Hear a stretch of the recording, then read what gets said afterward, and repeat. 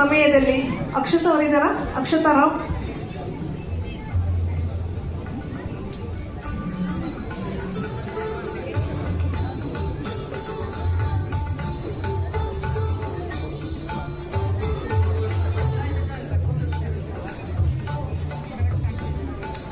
ಅಕ್ಷತಾ,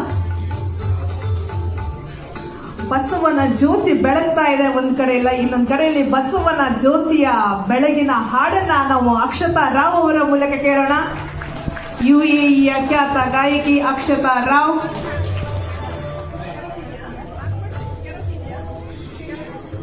ಜ್ಯೋತಿ ಬೆಳಗು ಕೆರೋಕಿ ಪ್ಲೀಸ್.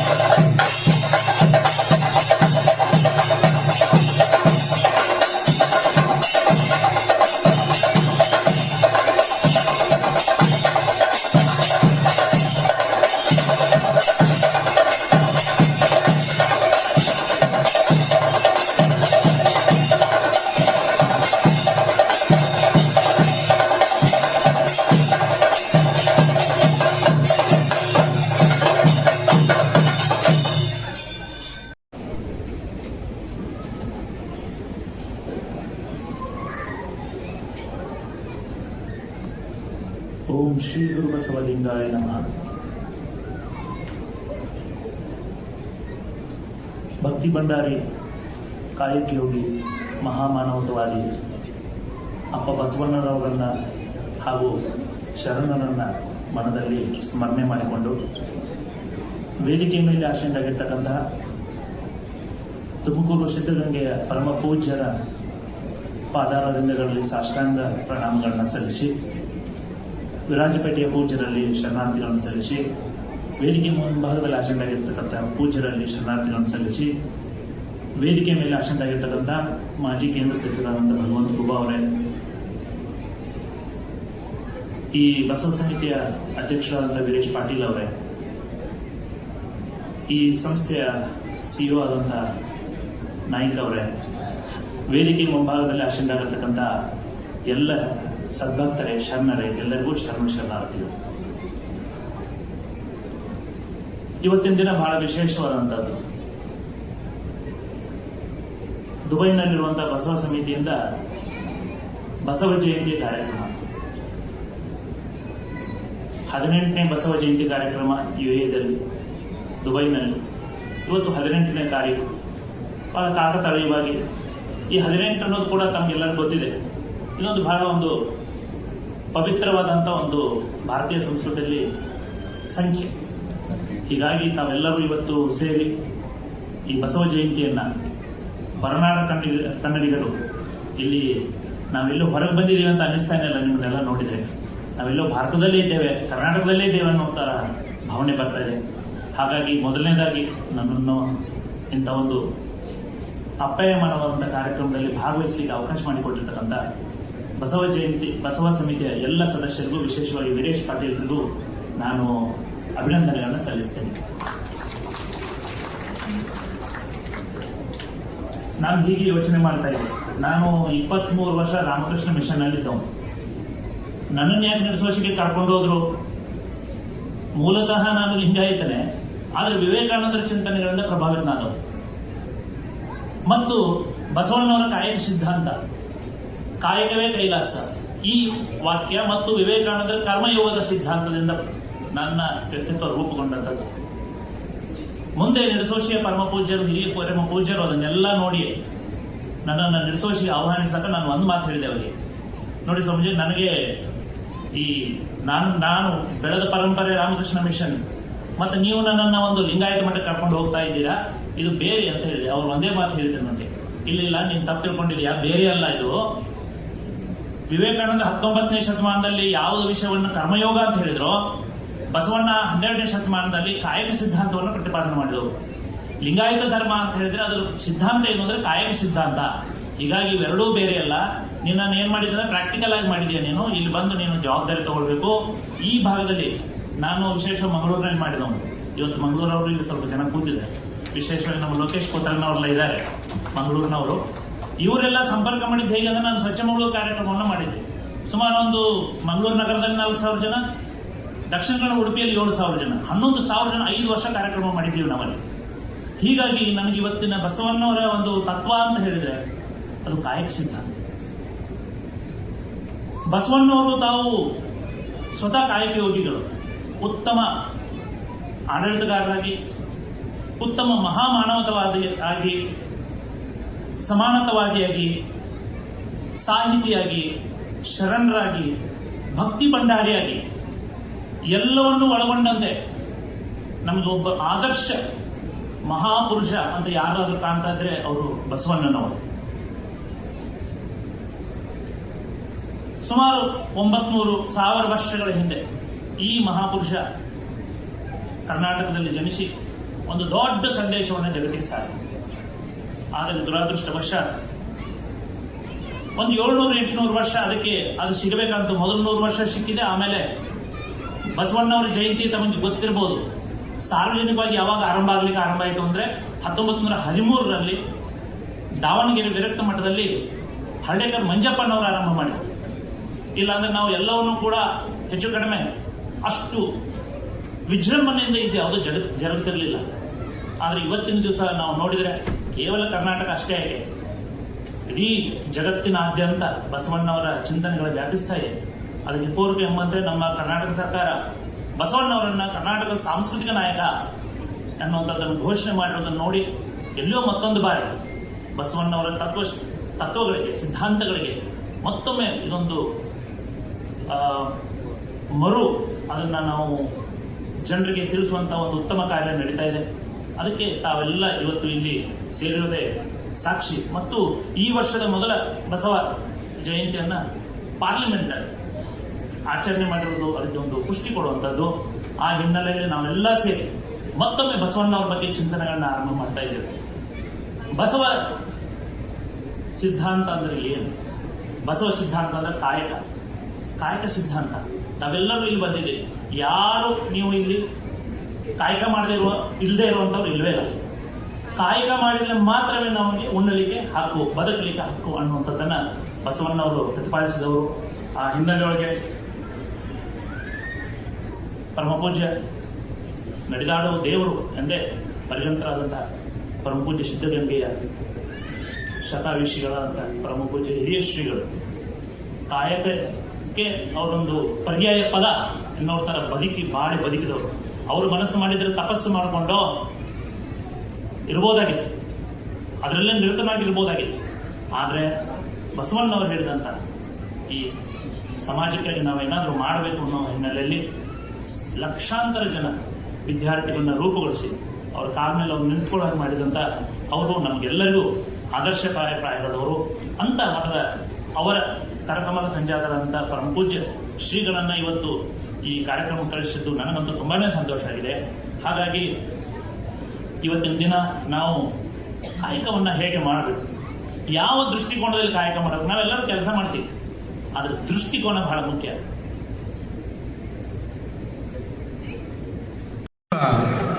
ನನ್ನ ಪಾಲಿಗೆ ನಾನು ಹೇಳಬಾರ್ದು ಸರ್, ಯಾರು ಡಿಸೈಡ್ ಮಾಡ್ಕೊಳ್ತಾರೆ ಅದು ಅವರು ನನ್ನ ಪಾಲಿಗೆ ದೇವರ ಸಮ ಅಂತ ಹೇಳ್ಕೊಳ್ತಾ ಮತ್ತೊಂದು ಲೋಕಕ್ಕೆ ನಿಮ್ಮನ್ನು ಕರ್ಕೊಂಡು ಹೋಗ್ತಾ ಇದ್ದೀನಿ.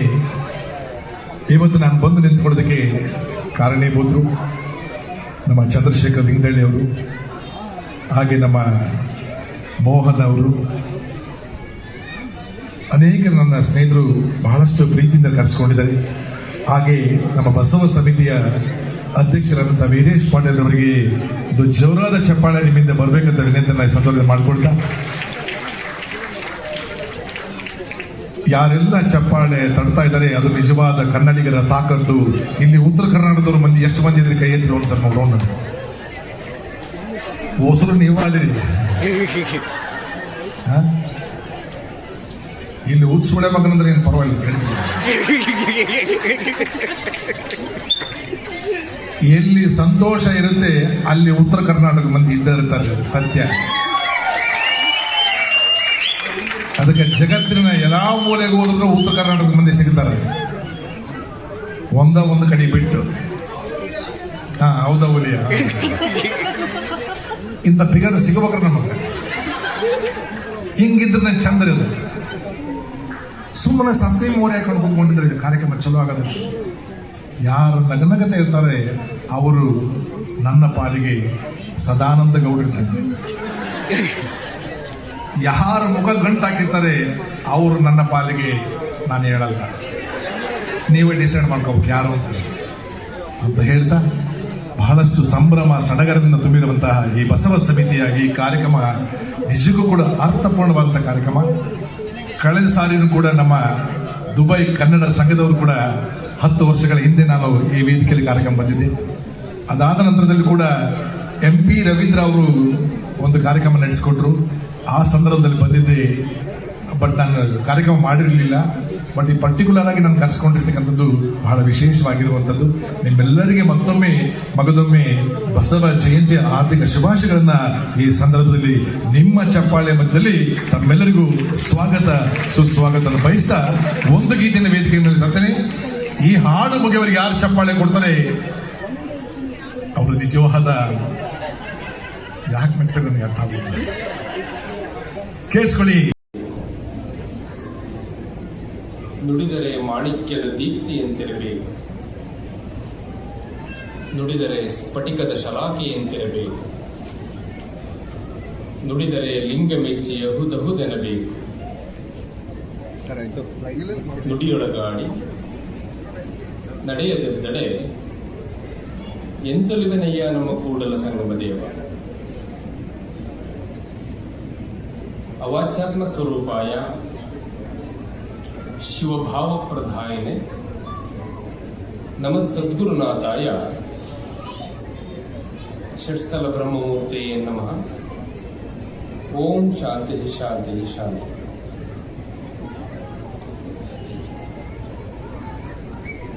ದೂರದ ದುಬೈ ಅರಬ್ ಎಮಿರೇಟ್ಸ್ನಲ್ಲಿ ಈ ದಿನ ಇಲ್ಲಿಯ ಕನ್ನಡ ಸಂಘದವರೆಲ್ಲ ಸೇರಿಕೊಂಡು ನಡೆಸ್ತಾ ಇರತಕ್ಕಂತಹ ಈ ಬಸವ ಜಯಂತಿ ಕಾರ್ಯಕ್ರಮದ ಈ ಶುಭ ಅವಸರದಲ್ಲಿ ಈ ಸಮಾರಂಭದ ದಿವ್ಯ ಸಾನ್ನಿಧ್ಯವನ್ನ ದಯಪಾಲಿಸಿ ತಮ್ಮೆಲ್ಲರಿಗೂ ಸಹ ದರ್ಶನಾಶೀರ್ವಾದವನ್ನು ನೀಡಿ ತಮ್ಮೆಲ್ಲರಿಗೂ ಸಹ ಅತ್ಯುತ್ತಮವಾಗಿರ್ತಕ್ಕಂತಹ ಮಾರ್ಗದರ್ಶನವನ್ನು ನೀಡಿದಂತಹ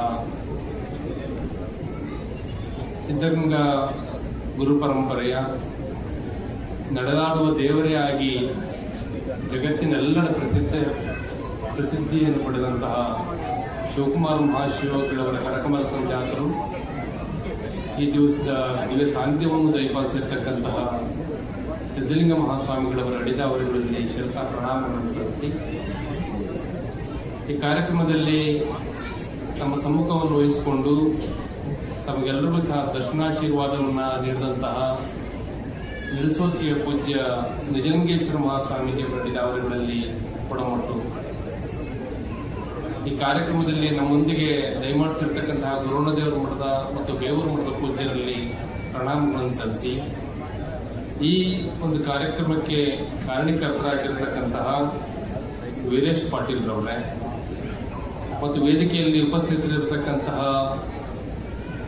ಈ ದೇಶದ ಸರ್ಕಾರದ ಭಾರತ ದೇಶದ ಸರ್ಕಾರದ ಮಾಜಿ ಮಂತ್ರಿಗಳಾಗಿದ್ದಂತಹ ಭಗವಂತ ಕುಮಾರ್ ಅವರೇ ಮತ್ತು ಈ JSS ಶಿಕ್ಷಣ ಸಂಸ್ಥೆಗಳ CEO ಆಗಿರತಕ್ಕಂತಹ ಗೋವಿಂದರಾವ್ ನಾಯ್ಕರವರೇ, ಇಲ್ಲಿ ನಡೆದಿರ್ತಕ್ಕಂಥ ಎಲ್ಲ ಆಸ್ತಿಕ ಬಂಧುಗಳೇ, ತಾಯಿಂದಿರೇ, ಪ್ರೀತಿಯ ಮಕ್ಕಳೇ, ತಮ್ಮೆಲ್ಲರ ಅಂತರಾತ್ಮಕ್ಕೆ ಶರಣಾರ್ಥಿಗಳು. ಸನ್ಮಾನ್ಯ ಜಗದೀಶ್ ಲಾಲಿರವರು ನಮ್ಮ ಕೊಡಗು ಜಿಲ್ಲೆಯಿಂದ ಬಂದಂತಹವರು.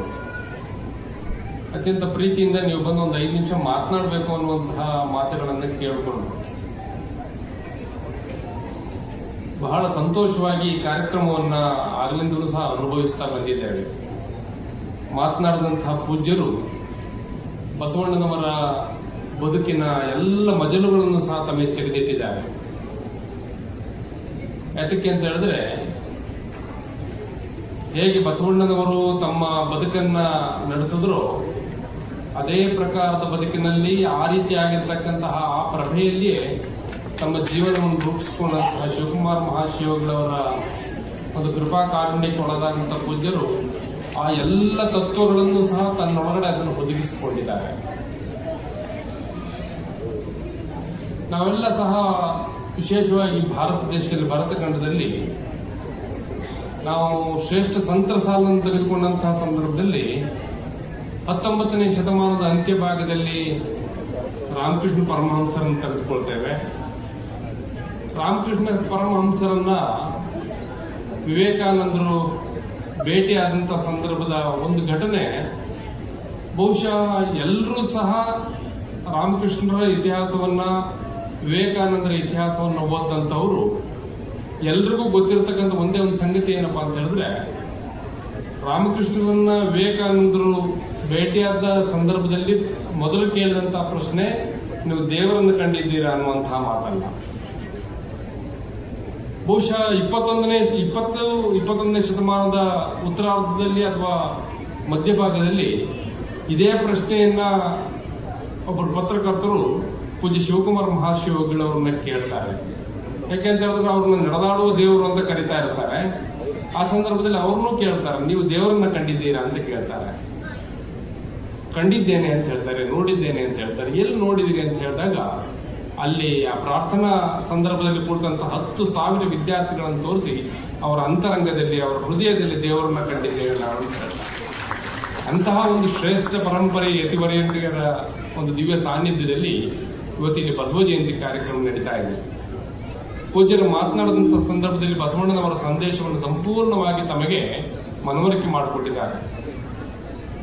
ಅದೇ ಗಜೇಂದ್ರ ಕಡಕರ್ ಅವರ ಮಾತುಗಳನ್ನು ಸಹ ಉದಾಹರಿಸಿದ್ದಾರೆ. ಅದ್ರ ಜೊತೆಯಲ್ಲಿ ಅವರೊಂದು ಮಾತು ಹೇಳ್ತಾರೆ, ಗಜೇಂದ್ರ ಕಡಕರ್ ಎಷ್ಟು ಒಳ್ಳೆ ಮಾತು ಹೇಳ್ತಾರೆ ಅಂತ ಹೇಳಿದ್ರೆ ಬಸವಣ್ಣನವರ ಬಗ್ಗೆ, ಇಡೀ ಜಗತ್ತಿನಲ್ಲಿ ಇವತ್ತಿರ್ತಕ್ಕಂಥ ಎಲ್ಲ ಸಮಸ್ಯೆಗಳಿಗೆ, ಜಗತ್ತಿನಲ್ಲಿ ಇರ್ತಕ್ಕಂಥ ಯಾವುದೇ ಆರ್ಥಿಕ ಸಮಸ್ಯೆ ಇರ್ಬೋದು, ಸಾಮಾಜಿಕ ಸಮಸ್ಯೆ ಇರ್ಬೋದು, ಶೈಕ್ಷಣಿಕ ಸಮಸ್ಯೆ ಇರ್ಬೋದು, ಅಥವಾ ನಮ್ಮ ಸಂಬಂಧಗಳ ಸಮಸ್ಯೆ ಇರ್ಬೋದು, ಇವೆಲ್ಲದಕ್ಕೂ ಸಹ ನಮಗೆ ಉತ್ತರ ಬಸವಣ್ಣನವರಲ್ಲಿ ಸಿಗುತ್ತೆ ಅನ್ನುವಂಥ ಮಾತನ್ನು ಹೇಳೋದ್ರ ಜೊತೆಗೆ ವಿಶೇಷವಾಗಿ ಇನ್ನೊಂದು ಮಾತು ಹೇಳ್ತಾರೆ, ಭಾರತ ಖಂಡಕ್ಕೆ ಉದಾಹರಿಸಿ he was first Indian free thinker ಅಂತ ಹೇಳ್ತಾರೆ. ಭಾರತದ ಮೊಟ್ಟ ಮೊದಲ ಸ್ವತಂತ್ರ ವಿಚಾರವಾದಿ ಬಸವಣ್ಣ ಅಂತ ಹೇಳ್ತಾರೆ. ಅಂತಹ ಒಬ್ಬ ಸಂತರ, ಯಾಕೆಂತ ಹೇಳಿದ್ರೆ ಆತನ ಚಿಂತನೆಗಳಲ್ಲಿ ಜಾತಿ ಇಲ್ಲ, ವರ್ಗ ಇಲ್ಲ, ವರ್ಣ ಇಲ್ಲ, ಬದಲಿಗೆ ಅವರು ಒಂದೇ ಒಂದು ವಚನ, ಇವನಾರವ ಇವನಾರವ ಇವನಾರವನೆಂದೆನಿಸಿದರಯ್ಯ, ಇವ ನಮ್ಮವ ಇವ ನಮ್ಮವ ಇವ ನಮ್ಮವನೆಂದೆನಿಸಯ್ಯ, ಕೂಡಲ ಸಂಗಮ ದೇವ ನಿಮ್ಮ ಮನೆಯ ಮಗನೆಂದೆನಿಸಯ್ಯ ಅಂತ ಹೇಳ್ತಾರೆ. ಕಾಣ್ತಕ್ಕಂಥ ಪ್ರತಿಯೊಬ್ಬ ವ್ಯಕ್ತಿಯನ್ನು ಸಹ ನಿಮ್ಮ ಮನೆಯ ಮಗ ಅಂತ ಹೇಳ್ಬಿಟ್ಟು ಭಾವಿಸಬೇಕು ಅಂತ ಹೇಳ್ಬಿಟ್ಟು. ಅದೇ ಪ್ರಕಾರ ಪೂಜ್ಯರು ಕಳೆದ 5 ದಿವಸಗಳಿಂದ ಈ ಮಧ್ಯಪ್ರಾಚ್ಯದ ಪ್ರವಾಸದಲ್ಲಿದ್ದಾರೆ, ಹಲವಾರು ಕಾರ್ಯಕ್ರಮಗಳಲ್ಲಿ ಭಾಗವಹಿಸಿದ್ದಾರೆ. ಪೂಜ್ಯರು ಅದನ್ನೇ ಹೇಳ್ತಾ ಇದ್ರು, ಬಹುಶಃ ಬಸವಣ್ಣನವರ ತತ್ವ ಅದೆಲ್ಲಿ ಸಾಕಾರಗೊಂಡಿದೆ ಅಂತ ಹೇಳಿದ್ರೆ ಇಂತಹ ಈ ಪ್ರದೇಶಗಳಲ್ಲಿ ನಾವು 5 ದಿವಸಗಳಿಂದ ಅದನ್ನು ನೋಡಿದ ಸಂದರ್ಭದಲ್ಲಿ ಹೇಳ್ತಾ ಇದ್ರು, ಬಸವಣ್ಣನವರ ತತ್ವ ಎಲ್ಲಿ ನಿಜವಾದಂತಹ ಒಂದು ಕಾರ್ಯರೂಪಕ್ಕೆ ಬಂದಿದೆ ಅಂತ ಹೇಳಿದ್ರೆ ಈ ಅರಬ್ ರಾಷ್ಟ್ರಗಳಲ್ಲಿ ಬಂದಿದೆ ಅಂತ ಹೇಳಿ. ಯಾಕೆ ಅಂತ ಹೇಳಿದ್ರೆ ಮೃದು ವಚನವೇ ಸಕಲ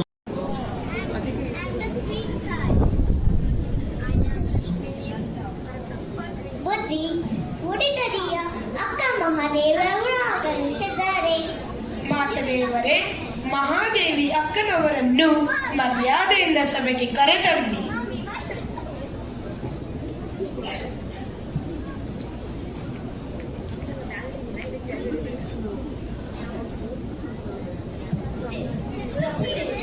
ಶ್ರೀ ಚರಣಗಳಿಗೆ ಶರಣು ಶರಣಾರ್ಥಿ.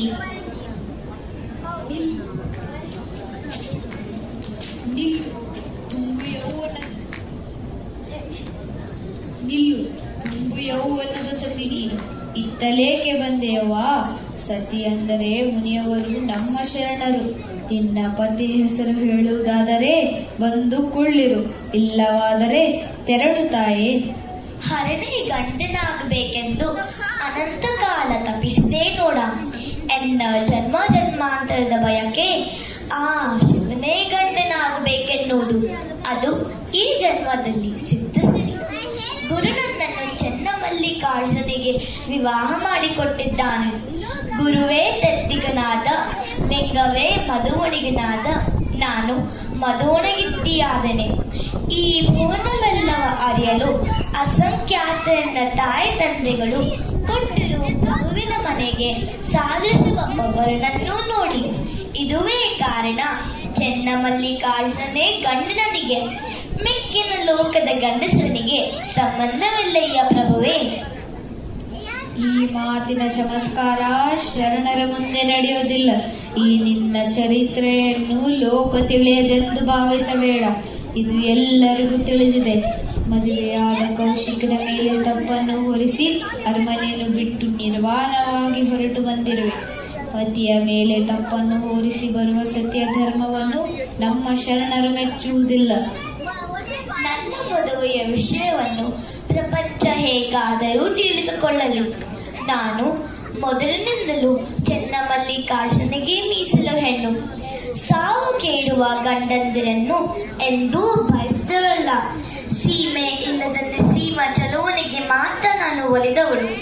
ನನ್ನ ಜೀವನದಲ್ಲಿ ಕೌಶಿಕನ ಪ್ರಸಂಗ ದೈವ ಕೃಪೆಯಿಂದ ಬಂದಿದ್ದಷ್ಟೇ. ಸ್ತ್ರೀ ಸೌಂದರ್ಯದ ವ್ಯರ್ಥ ವ್ಯಾಮೋಹವನ್ನು ಬಿಡಿಸಲು ನಿರ್ವಾಣವಾಗಿ ಅರಮನೆಯನ್ನು ಬಿಟ್ಟು ಬಂದೆ. ಸೌಂದರ್ಯದ ಹಂಗನ್ನು ಬಿಟ್ಟು ಬಂದವಳು ನಾನು. ಈ ನಿನ್ನ ದೇಹದ ಮೋಹ ನಿನಗಿನ್ನೂ ಹೋಗಿಲ್ಲ. ಸೌಂದರ್ಯದ ಮೋಹ ನಿನ್ನಲ್ಲಿನ್ನೂ ಉಳಿದಿದೆ ಅಲ್ಲವೇ? ಇಲ್ಲ, ಆ ಭಾವ ನನಗೆ ಎಳ್ಳಷ್ಟು ಉಳಿದಿಲ್ಲ. ಕಾಯ ಕರುಣೆ ಕಂದಿದರೇನಯ್ಯ, ಕಾಯ ಮೆರಣೆ ಮಿಂಚಿದರೇನಯ್ಯ. ಅಂತರಂಗ ಶುದ್ಧವಾದ ಬಳಿಕ ಚೆನ್ನಮಲ್ಲಿಕಾರ್ಜುನಿಗೆ ಒಲಿದ ಅಂಗವು ಹೇಗಿದ್ದರೇನಯ್ಯ ಪ್ರಭುವೇ. ಇದು ಬರೀ ಆಡಂಬರದ ಮಾತು. ಮಾತಿನಂತೆ ನಡೆಯಿಲ್ಲದಿದ್ದರೆ ಗುಹೇಶ್ವರ ಲಿಂಗ ಮೆಚ್ಚುವವನಲ್ಲ. ಅಂತರಂಗದ ನಾಚಿಕೆ ಬಹಿರಂಗದಲ್ಲಿ ತಲೆ ತೋರುತ್ತಿದೆ. ಸೀರೆಯನ್ನಳೆದು ಕೂದಲನ್ನೇ ಕೆಂಪು ಮಾಡಿಕೊಳ್ಳಬೇಕಿತ್ತು. ನಿಜ, ಒಂದರ ಹಂಗನ್ನು ಬಿಟ್ಟು ಇನ್ನೊಂದರ ಹಂಗನ್ನು ಹೊಂದಿರುವುದು ನಿಜ. ಏಕೆಂದರೆ ಅದು ನನಗಾಗಿ ಅಲ್ಲ, ನಿಮಗಾಗಿ, ಜನರಿಗಾಗಿ. ಫಲ ಒಳಗೆ ಪಕ್ವವಾದಲ್ಲದೆ ಹೊರಗಲ ಸಿಪ್ಪೆ ಮೊಪ್ಪಗೆಳೆದು ಕಾಮನ ಮುದ್ರೆಯ ಕಂಡು ನಿಮಗೆ ನೋವಾದೀತೆಂದು ಆಭಾರದಿಂದ ಇದನ್ನು ಮುಚ್ಚಿದ್ದೇನೆ. ಇದಕ್ಕೆ ನೋವೇಕೆ? ಕಾಡಿದಿರಣ್ಣ ಚೆನ್ನಮಲ್ಲಿಕಾರ್ಜುನ ದೇವನ ಒಳಗಾದವಳ. ಸಿಪ್ಪೆ ಒಪ್ಪಿಗೆಟ್ಟಾಗ ಹಣ್ಣಿನ ಕೊಳಕಾಗುವುದು. ಇದನ್ನಾದರೂ ಮೆಚ್ಚುವುದು ಹೇಗೆ? ಆ ಹಣ್ಣನ್ನು ನಾನು ಹಾಗೇ ಇಟ್ಟಿಲ್ಲ ಪ್ರಭುವೇ. ಎಂದು ಚೆನ್ನಮಲ್ಲಿಕಾರ್ಜುನಿಗೆ ಸಮರ್ಪಿಸಿಬಿಟ್ಟಿದ್ದೇನೆ. ಅರಿಷಡ್ವರ್ಗಗಳನ್ನು ಅಳಿದು ನನ್ನ ದೇಹವನ್ನು ವ್ಯಾಪಿಸಿರುವ ಸಚ್ಚಿದಾನಂದಾತ್ಮಕವಾದ ರಸ ಅದು. ಸಿಪ್ಪೆ ಒಪ್ಪಗೆಟ್ಟರೂ ಕೊಳೆಯಲಾರದು. ನನ್ನ ಒಳಹೊರಗೆಲ್ಲವಿದು ನನ್ನತನವಂತೂ ಇಲ್ಲವೆಂದು ಎಂದೆಂದೂ ಅಳಿಯದ ಅಮರ ಪವಿತ್ರತೆಯನ್ನು ತಂದು ಕೊಟ್ಟಿದ ಪ್ರಭುವೇ, ಈ ಬಾಹ್ಯ ಬ್ರಹ್ಮದ ಬೆಳಗನ್ನು ನಾನು ಮೆಚ್ಚುವನಲ್ಲ. ನಾ ಸತ್ತನೆಂದು ಹೆಣಕೂಗುವುದುಂಟೆ, ಭಯಬಿಟ್ಟ ಬಯಕೆ ಕರೆದುದುಂಟೆ, ಹೆಪ್ಪಿಟ್ಟ ಹಾಲು ಸಿಹಿ ಹೆಪ್ಪುವುದೇ. ಈ ಮಾತನ್ನು ಒಪ್ಪವಲ್ಲ ಗುಹೇಶ್ವರ ಲಿಂಗನಲ್ಲಿ. ಸತ್ತ ಹೆಣವೂ ಕೂಗಿದುಂಟು, ಮರೆತುವರೆಗೆ ಕನಸು ಕಂಡು ಅದನ್ನು ಹೇಳುವಲ್ಲಿ ಸತ್ತ ಹೆಣವು ಎದ್ದಂತೆ ಹೇಳ್ತು. ಹೆಪ್ಪೆಟ್ಟ ಹಾಲು ಗಟ್ಟಿ ತುಪ್ಪವಾಗಿ ಸಿಹಿಯಾಯಿತು. ಇದಕ್ಕೆ ತಪ್ಪು ಸಾಗಿಸಲೇಕೆ ಪ್ರಭುವೇ? ಅದು ಹೋಗಲಿ, ಅರಿಷಡ್ವರ್ಗಗಳಿಂದ ತುಂಬಿರುವ ಈ ಶರೀರದಲ್ಲಿದ್ದು ಅದನ್ನು ದಾಟಿದ್ದೇನೆ ಅಂದರೆ ಇದನ್ನಾದರೂ ನಂಬುವುದು ಹೇಗೆ ಅಕ್ಕ? ಕಾಮವನ್ನು ಗೆಲ್ಲುವುದಕ್ಕೆ ಆ ಕಾಮನ ಮನಸ್ಸಿನಲ್ಲಿ ಎಂದೂ ಒಟ್ಟೇ ಇಲ್ಲ. ಕೇಳಿ, ಅಂಗದ ಭಂಗವ ಲಿಂಗ ಸುಖದಿಂದ ಗೆಲ್ಲಿರಿ, ಜೀವದ ಭಂಗವ ಜೀವಾನುಭವದಿಂದ ಗೆಲ್ಲಿರಿ, ಕರಗದ ಕತ್ತಲೆಯ ಬೆಳದಿಂಗನುಂಟು ಗೆಲ್ಲಿರಿ. ಯೌವನದ ಹರಿಮುಂಚಿನಲ್ಲಿ ನಿಮ್ಮ ಕಣ್ಣಿಗೆ ಕಾಣುವ ಕಾಮವ ಸುಟ್ಟರಿಯೋ ಭಸ್ಮವನೊಳೆಯ. ಕಾಮವ ತೊರೆದು ಮನಸ್ಸಿನ ಚೆನ್ನಾಗೊಳಿದರೆ ಮನಸ್ಸಿಗಿನ ತಲೆಬರಹ ತೊಳೆದೆನು ಎನ್ನ ಮನಸ್ಸಿನ ಜನನಕ್ಕೆ ಅವಕಾಶವನ್ನೇ ಕಲ್ಪಿಸಿಕೊಟ್ಟಿಲ್ಲ. ಇದನ್ನು ತಮ್ಮಂತರ ಕೆಲವರು ಮಾತ್ರವೇ ಅರ್ಥ ಮಾಡಿಕೊಳ್ಳಬಲ್ಲವರು ಪ್ರಭುವೇ. ನೋಡಿದೆಯಾ ಬಸವಣ್ಣ, ಅಕ್ಕ ಮಹಾದೇವಿಯ ಈ ನಿಲುವನ್ನು ಲೋಕಕ್ಕೆ ಪ್ರಕಟ ಮಾಡಬೇಕೆಂದು ನಾನು ಇಷ್ಟೊಂದು ನಿಷ್ಠೂರನಾದೆ. ತಾಯೇ, ನಿನ್ನ ಜ್ಞಾನಗನ, ನಿನ್ನ ವಿರುದ್ಧಿಗನ, ನಿನ್ನ ವೈರಾಗ್ಯ ನಿಧಿ, ನಿನ್ನನ್ನು ಪಡೆದ ಜಗತ್ತು ಪಾವನ. ಮಾಯೆ ನಿನ್ನನ್ನು ಮುಟ್ಟಲಿಲ್ಲ, ಮರವೂ ನಿನ್ನನ್ನು ಸೋಕಲಿಲ್ಲ, ಕಾಮ ನಿನ್ನನ್ನು ಕೆಡಿಸಲಿಲ್ಲ. ಮಹಾದೇವಿ ಅಕ್ಕ, ವಿಶ್ವಸ್ತ್ರೀ ಕುಲದ ಜ್ಯೋತಿ ನೀನು, ದಿಟ್ಟ ಹೆಜ್ಜೆ ಧೀರ ನುಡಿಯ ತಾಯಿ ನೀನು, ವಿನಯ ವಿಶ್ವಾಸಗಳ ರತ್ನಗನಿ ನೀನು. ಮಹಾದೇವಿ ಅಕ್ಕ, ನಿಮ್ಮ ಶ್ರೀಪಾದಗಳಿಗೆ ನಮೋ ನಮಃ ಎಂದೆನು. ಹೌದು ಪ್ರಭು, ಈಕೆ ನಮ್ಮೆಲ್ಲರ ಅಕ್ಕ, ನಮ್ಮೆಲ್ಲರಿಗೂ ಗುರುವಾಗಬಲ್ಲ ಯೋಗ್ಯತೆ ಉಳ್ಳವಳು. ಅಕ್ಕ ಮಹಾದೇವಿ, ನಿಮಗೆ ಶರಣು ಶರಣಾರ್ಥಿ. ನಾವೆಲ್ಲ ಹಾಗೆ ಹೇಳಬಾರದು. ನಿಮ್ಮ ಕರುಣೆಯ ಶಿಶು ನಾನು. ನಿಮ್ಮೆಲ್ಲರ ಮುಂದೆ ಅತಿ ಚಿಕ್ಕವಳು ನಾನು. ಇರಬಹುದು, ವಯಸ್ಸು ಅತಿ ಚಿಕ್ಕದೇ ಇರಬಹುದು, ಆದರೂ ದಾಸೋಹ ಇಲ್ಲ ಅಂತ ನಾನು ಹೇಳಿಲ್ಲ, ಕಮಿಟಿಯವರು ಹೇಳಿಲ್ಲ, ಸುಮ್ಮನೆ ನಾನು ಹೇಳ್ತಾ ಇದ್ದೀನಿ ಅಷ್ಟೇ. ಇವ್ರು ಯಾರು ಹೇಳಿಲ್ಲ. ವಿಶೇಷವಾಗಿ ಈ ಕಾರ್ಯಕ್ರಮದಲ್ಲಿ ತಾವೆಲ್ಲರೂ ಕೂಡ ಕಾರ್ಯಕ್ರಮ ಯಶಸ್ವಿಗೊಳಿಸೋದಕ್ಕೆ ಅಂತಾನೆ ಇಡೀ ತಿಂಗಳಾನುಗಟ್ಟಲೆ ಕಾರ್ಯಕ್ರಮಕ್ಕೆ ಶ್ರಮ ಪಟ್ಟಿರುವಂತಹ ಎಲ್ಲ ಕೈಗಳಿಗೆಲ್ಲ ಆ ಪಾದಗಳಿಗೆ ನಾನು ಶಿರವಾಗಿ ನಮಸ್ಕರಿಸ್ತೇನೆ. ಮಕ್ಕಳನ್ನ ವೇದಿಕೆ ನಿಲ್ಲಿಸಿಕೊಂಡು ಆ ಮಕ್ಕಳಿಗೆಲ್ಲ ಡ್ಯಾನ್ಸ್ ಹೇಳ್ಕೊಡೋದು ಅಷ್ಟು ಸುಲಭದ ಕೆಲಸ ಅಲ್ಲ, ಕಪ್ಪೆ ತೂಕ ಮಾಡ್ದಂಗಂತ ಹೇಳ್ತಾರೆ. ಹಾಗೆ ಆ ಮಕ್ಕಳನ್ನು ಕೂಡ ಪ್ರಬುದ್ಧತೆಯಿಂದ ವೇದಿಕೆ ಮೇಲೆ ಪರ್ಫಾರ್ಮೆನ್ಸ್ ಮಾಡೋದಕ್ಕೆ ನೀವು ರೆಡಿ ಮಾಡಿಕೊಟ್ರಲ್ಲ, ಅದಕ್ಕೆ ನಾನು ವಿಶೇಷವಾಗಿ ನಾನು ನಮಸ್ಕಾರಗಳನ್ನು ಹೇಳ್ತೀನಿ ಈ ಸಂದರ್ಭದಲ್ಲಿ. ನಾನೊಂದು ಪ್ರಶ್ನೆಗಳು ಕೇಳ್ತೀನಿ, ನೇರವಾಗಿ ನನಗೆ ಉತ್ತರ ಕೊಡ್ತೀರಲ್ಲ? ಎಲ್ಲ ದಾನಗಳಲ್ಲಿ ಶ್ರೇಷ್ಠವಾದ ದಾನ ಯಾವುದು?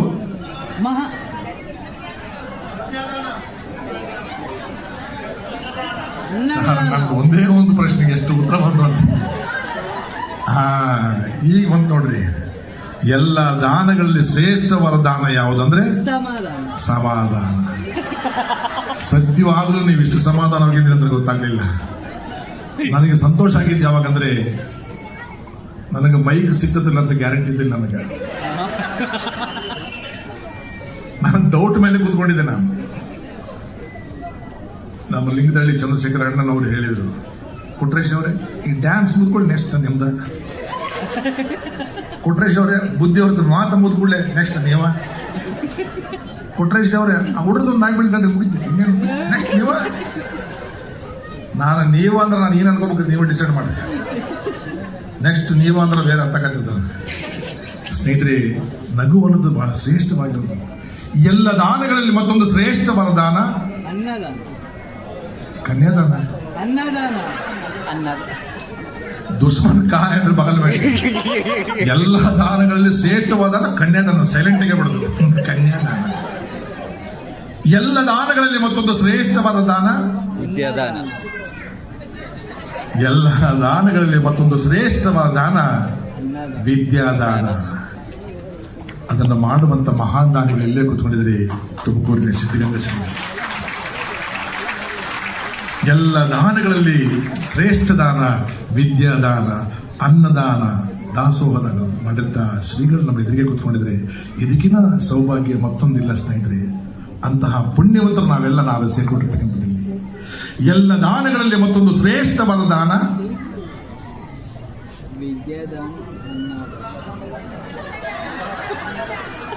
ಅಮ್ಮ ರಕ್ತದಾನ. ಯವ್ವ ಆಗೈತೆ ಅದ ನಿನ್ನ ಎಷ್ಟು ಕನ್ಯಾದಾನ ಮಾಡಿಕೊಡ್ತೀವಿ. ಎಲ್ಲ ದಾನಗಳಲ್ಲಿ ಮತ್ತೊಂದು ಶ್ರೇಷ್ಠವಾದ ದಾನ ಚುನಾವಣೆಯಲ್ಲಿ ಮಾಡ್ತಿರಲ್ಲ ಮತದಾನ. ನಾವು ಒಳ್ಳೆಯವರಿಗೆ ಹಾಕಬೇಕು. ಎಲ್ಲ ದಾನಗಳಲ್ಲಿ ಮತ್ತೊಂದು ಶ್ರೇಷ್ಠವಾದ ದಾನ ರಕ್ತದಾನ. ಸೂಪರ್. ಎಲ್ಲ ದಾನಗಳಲ್ಲಿ ಶ್ರೇಷ್ಠವಾದ ದಾನ ರಕ್ತದಾನ. ಎಲ್ಲ ದಾನಗಳಲ್ಲಿ ಮತ್ತೊಂದು ಶ್ರೇಷ್ಠವಾದ ದಾನ ನೇತ್ರದಾನ. Super sir. ಎಲ್ಲ ದಾನಗಳಲ್ಲಿ ಶ್ರೇಷ್ಠವಾದ ದಾನ ನೇತ್ರದಾನ. ಎಲ್ಲ ದಾನಗಳಲ್ಲಿ ಮತ್ತೊಂದು ಶ್ರೇಷ್ಠವಾದ ದಾನ ಹೇಳಿದ್ರೆ ಹಂಚ್ಕೊಬಿಡ್ತೀವಿ. ಸಮಯದಾನ. ವಾ ಮೇಡಮ್, ಎಲ್ಲ ದಾನಗಳಲ್ಲಿ ಶ್ರೇಷ್ಠವಾದ ದಾನ ಸಮಯದಾನ. ಬಹಳ ಚಲೋ ಆಯ್ತು. ಮೊನ್ನೆ ಬಿಜಾಪುರ ಕಡೆ ಒಂದು ಕಾರ್ಯಕ್ರಮ ಹೋಗಿದ್ದೆ. ಹಿಂಗೆ ನಾನು ನಿಮ್ಗೆ ಕೇಳ್ತಾ ಇದ್ದ ಅವಾಗ ಕೇಳಿದ ಎಲ್ಲ ದಾನಗಳಲ್ಲಿ ಶ್ರೇಷ್ಠವಾದ ದಾನ ಅಂತ ಯಾವ್ದಂತ ಕೇಳಿದ ನಾನು. ಅವನು ಏನು ದುಡ್ಡು ಕೊಡ್ಬಿಟ್ರೆ ನನಗೆ ಶ್ರೇಷ್ಠವಾದ ಒಂದು 90 ದಾನ ಅಂತ. ಪಾಪ ಅವನು ಏನು ಬೇಕೋ ಅದು ಕೇಳೇನ್ರಿ ಪುಣ್ಯಾತ್ಮ.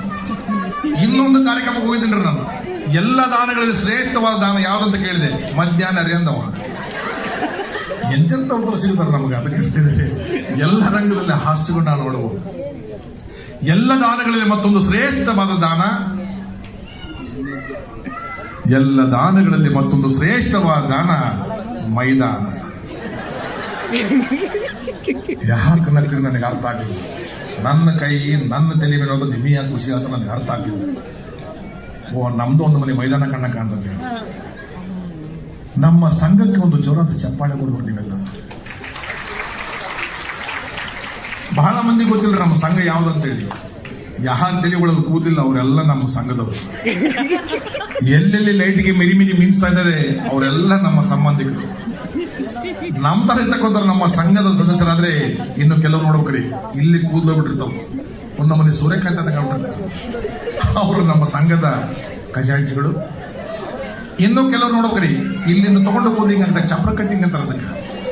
ಅವರು ನಮ್ಮ ಸಂಘದ ಕಾರ್ಯದರ್ಶಿಗಳು. ಇನ್ನು ತಲೆ ಒಳಗ ಪೂರ್ವ ಕೂದಲು ಹೋಗಿತ್ತಂದ್ರೆ ಅವರು ನಮ್ಮ ಸಂಘದ ಅಧ್ಯಕ್ಷರು.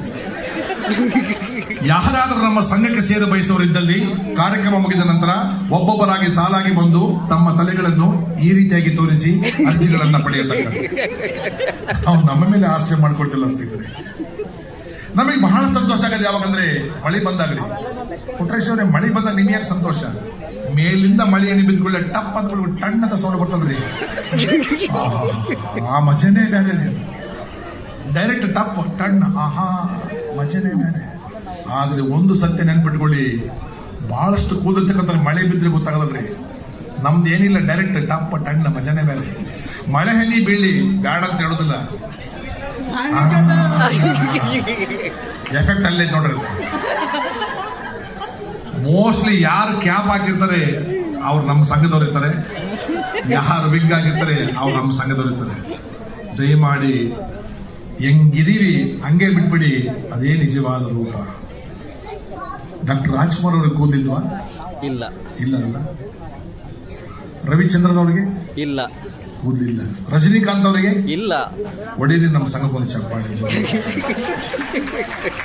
ಸೌಭಾಗ್ಯಗಳ ನಮಗೆ ಸಿಕ್ಕೊಳ್ತಾ ಹೋಗ್ತದೆ. ಅದಕ್ಕೆ ಹೇಳೋದು ಎಲ್ಲ ರಂಗದಲ್ಲಿ ಹಾಸ್ಯಗಳನ್ನ ನಾವು ನೋಡಬಹುದು ಅನ್ನಬಹುದು ಸ್ನೇಹಿತರೆ.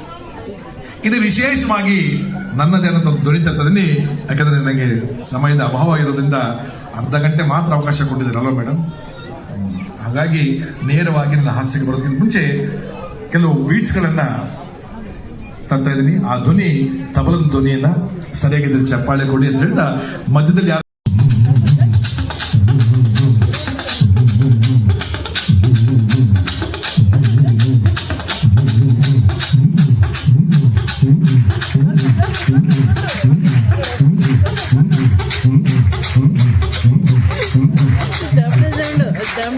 ಏನು ಮಾಡಕ್ಕಾಗಲ್ಲ ಕುಣಿಬೇಕು.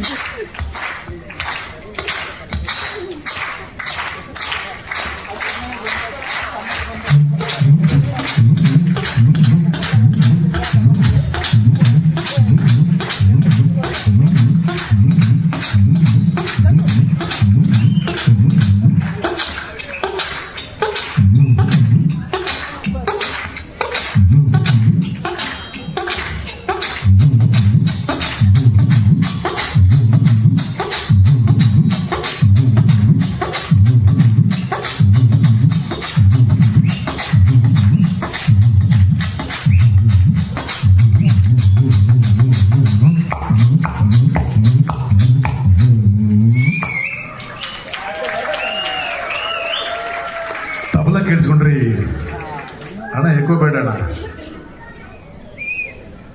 ಸ್ವಲ್ಪ ನೀವೇ ಮೋಸ ಮಾಡ್ತೀನಿ ಉಂಟಾ ಬರೀ ಚಪ್ಪಾಳೆ. ಥ್ಯಾಂಕ್ ಯು ಸ್ನೇಹಿತರೆ. ಸುಮ್ಮನೆ ಕಲ್ಪನೆ ಮಾಡ್ಕೊಳ್ಳಿ, ಯಾವ ವಯಸ್ಸಿಗೆ ಯಾವ ಹಾಡನ್ನು ಹಾಡಬಹುದು. 1ನೇ ವಯಸ್ಸಿಂದ 5ನೇ ವಯಸ್ಸಿಗೆ ಹಾಡು ಏಕೋ ಲಾಲಿ ಲಾಲಿ ಲಾಲಿ ಲಾಲಿ ಲಾಲಿ ಲಾಲಿ ಲಾಲಿ ಲಾಲಿ 1ನೇ ವಯಸ್ಸಿಂದ 5ನೇ ವಯಸ್ಸಿಗೆ ಹಾಡು. ಇನ್ನು 5ನೇ ವಯಸ್ಸಿಂದ 12ನೇ ವಯಸ್ಸಿಗೆ ಹಾಡು ಬದಲೇ ಆಯ್ತು. Twinkle twinkle little star how I wonder what you are ಅಂತ ಹೋದ ವರ್ಸೋ ಪ್ರೀತಿಯಲ್ಲಿ ಇರೋ ಸುಖ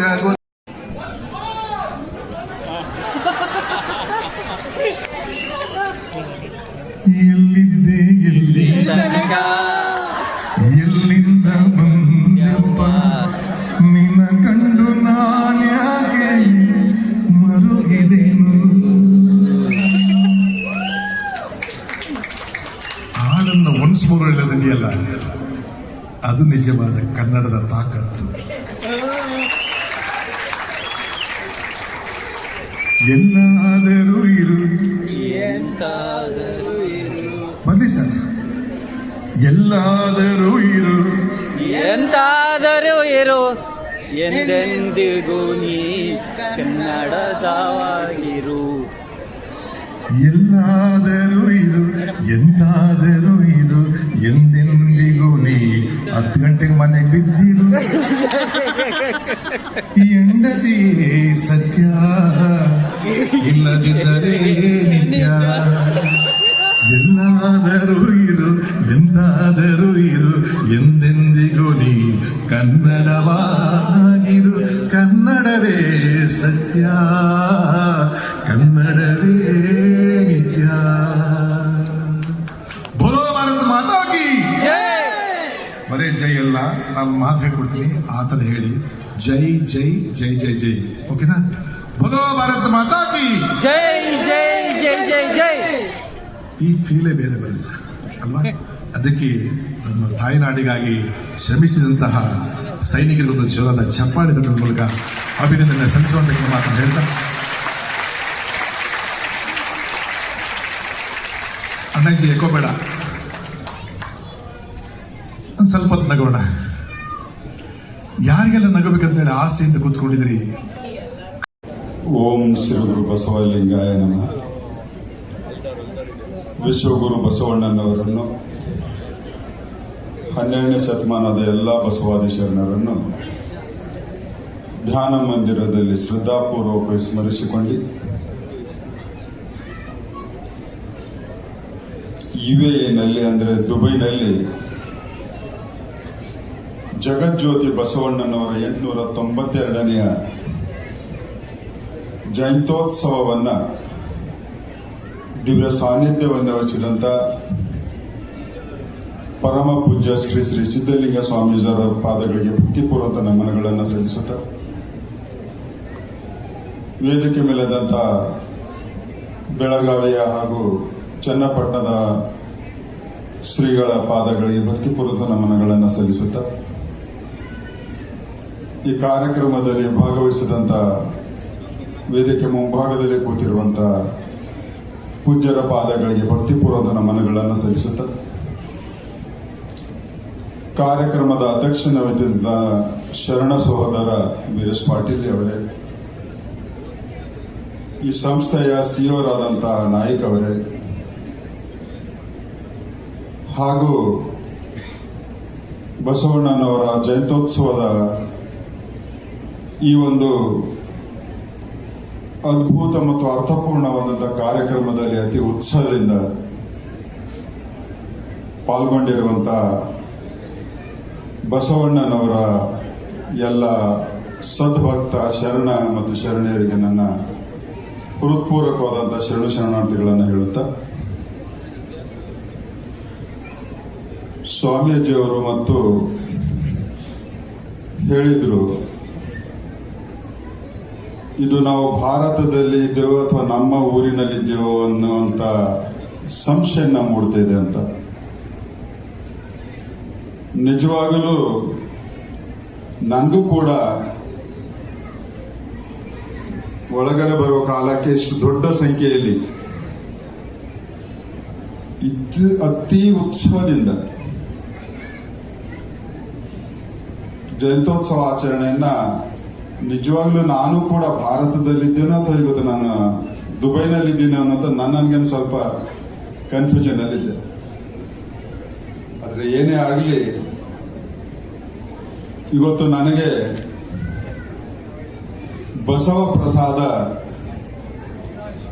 ಪೂಜ್ಯರ ಆಶೀರ್ವಚನದಿಂದ ಬಯಸದ ಬಂದೆ ಭಾಗ್ಯ ಅನ್ನುವಂಥದ್ದು ನನಗೆ ನೀವು ಸಿಕ್ಬಿಟ್ಟಿದೆ.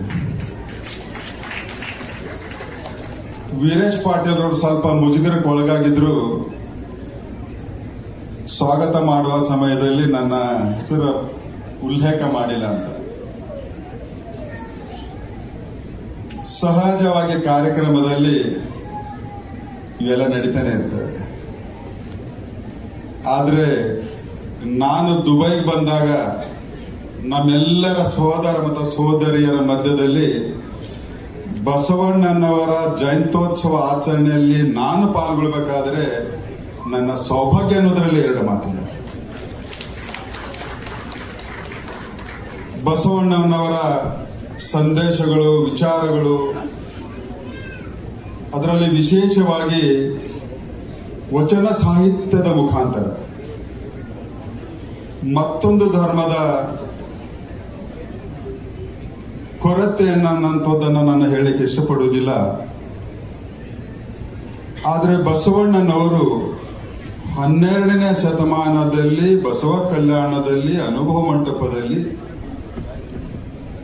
ಸಮಾಜದಲ್ಲಿ ಅನೇಕ ರೀತಿಯ ಕಾಯಕಗಳನ್ನ ಮಾಡಿಕೊಡ್ತಾ ಇರುವಂತವರಿಗೆ, ಸಮಾಜದಲ್ಲಿ ತುಳಿತಕ್ಕೆ ಒಳಗಾದಂಥವರು ಅವರ ಸ್ವಂತ ಅನುಭವಗಳಿಂದ ಶೂನ್ಯ ಪೀಠವನ್ನ ಸ್ಥಾಪನೆಯನ್ನ ಮಾಡಿ ಅಲ್ಲಂ ಪ್ರಭು ಅವರ ಅಧ್ಯಕ್ಷತೆಯಲ್ಲಿ ಅನುಭವದಿಂದ ಬಂದಿದಂತ ವಚನ ಸಾಹಿತ್ಯ ಕಾಲ್ಪನಿಕ ಅಲ್ಲ, ಸಾಹಿತ್ಯಿಕವಾಗಿ ಅಲ್ಲ, ಪ್ರತಿಯೊಬ್ಬ ಆ ಅನುಭವ ಮಂಟಪದಲ್ಲಿರುವಂತಹ ಶರಣ ಶರಣಿಯರ ಸ್ವಂತ ಅನುಭವದಿಂದ ಬಂದಿದ್ದಂತ ಮಾತುಗಳಿಂದ ಯಾವ ಧರ್ಮದಲ್ಲಿಯೂ ಇಂತಹ ಒಂದು ಅದ್ಭುತವಾದಂತ ಅನುಭವಗಳನ್ನು ಹಂಚಿಕೊಂಡಿದ್ದಂತ ಯಾರು ನಾವು ಕೇಳಿದ್ವಿ. ಬಸವಣ್ಣನವರು ಸಮಾನ ಸಮಾಜ, ಜಾತಿರಹಿತ ಸಮಾಜ, ಲಿಂಗಭೇದ ರಹಿತ ಸಮಾಜ, ಹೀಗೆ ಅನೇಕ ರೀತಿಯಲ್ಲಿ ಕ್ರಾಂತಿಯನ್ನು ಮಾಡಿದಂತ ಮಹಾಪುರುಷ. ಇವತ್ತು ಬಸವಣ್ಣನವರ ಪ್ರಭಾವಕ್ಕೆ ನಮ್ಮ ದೇಶದ ಪ್ರಧಾನಮಂತ್ರಿಯಾದಂತಹ ಸನ್ಮಾನ್ಯ ಶ್ರೀ ನರೇಂದ್ರ ಮೋದಿ ಎಷ್ಟು ಮಟ್ಟಿಗೆ ಒಳಗಾಗಿದ್ದಾರೆ ಅಂದ್ರೆ, ಸುಮಾರು ಕಳೆದ 11 ವರ್ಷಗಳಲ್ಲಿ ಇಂಗ್ಲೆಂಡಿಗೆ ಹೋದಾಗ ಥೇಮ್ಸ್ ನದಿಯ ಮೇಲೆ ಬಸವಣ್ಣನವರ ಪುತ್ಥಳಿಗೆ ಹಾರವನ್ನು ಹಾಕಿ ಸ್ಮರಣೆಯನ್ನ ಮಾಡಿದಾಗಿರ್ಬೋದು.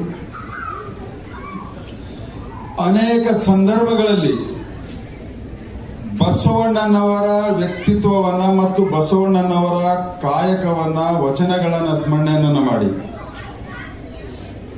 ಉಲ್ಲೇಖ ಮಾಡಿದಿರಬಹುದು. ಹೊಸ ಸಂಸತ್ ಭವನದಲ್ಲಿ ಇಡೀ ವಿಶ್ವಕ್ಕೆ ನಾವೆಲ್ಲರೂ ಏನ್ ತಿಳ್ಕೊಂಡಿದ್ದೀವಿ ಅಂದ್ರೆ ಪ್ರಜಾಪ್ರಭುತ್ವದ ಜನ್ಮ ಇಂಗ್ಲೆಂಡಿನಲ್ಲಿ ತಾಳಿದೆ ಅಥವಾ ಬೇರೆ ವಿದೇಶದಲ್ಲಿ ತಾಳಿದೆ ಅಂತ. ಆದರೆ ಮೋದಿಯವರು ಘಂಟಾಘೋಷವಾಗಿ ಕರ್ನಾಟಕದ ಬಸವಣ್ಣನವರ ಕರ್ಮಭೂಮಿಯಾದಂಥ ಬಸವ ಕಲ್ಯಾಣದ ಅನುಭವ ಮಂಟಪದಲ್ಲಿ ಪ್ರಜಾಪ್ರಭುತ್ವವನ್ನು ಹುಟ್ಟಿದೆ ಅನ್ನುವಂಥದ್ದನ್ನ ಘಂಟಾಘೋಷ ಇಡೀ ವಿಶ್ವಕ್ಕೆ ಹೇಳಿದೆ. ಅದರ ಜೊತೆಯಲ್ಲಿ ಹೊಸ ಸಂಸತ್ ಭವನದಲ್ಲಿ ಬಸವಣ್ಣನವರ ಅನುಭವ ಮಂಟಪದ ಜೊತೆಯಲ್ಲಿ ಬಸವಣ್ಣನವರ ಮೂರ್ತಿಯನ್ನು ಇಟ್ಟು ಇವತ್ತು ಯಾರೇ ಅದು ಒಂದು ಹೊಸ ಸಂಸತ್ ಭವನ ನೀವು ವೀಕ್ಷಣೆಯನ್ನು ಮಾಡಿದಾಗ ನಿಮಗೆ ಸಾಕ್ಷಿಯಾಗಿ ಕಾಣ್ತದೆ. ಇಷ್ಟಕ್ಕೆ ನಿಲ್ಲಲಿಲ್ಲ ಮೋದಿಯವರು. ದೆಹಲಿಯಲ್ಲಿ ಸುಮಾರು 2